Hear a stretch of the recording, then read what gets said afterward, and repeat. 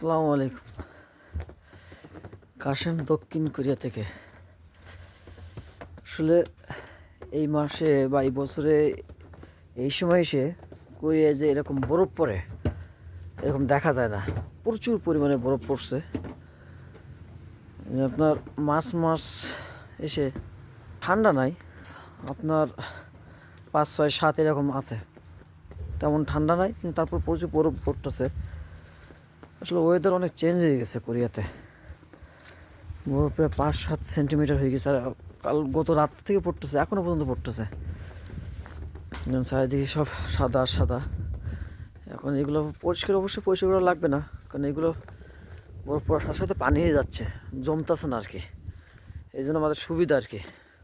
কত সুন্দর লাগতেছে, সুবিধা, কষ্টটা কম হয়েছে।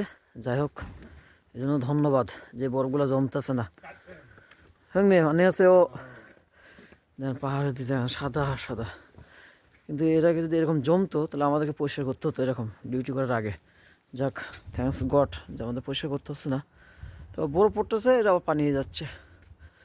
এরকম হলেও কোনো সমস্যা নাই।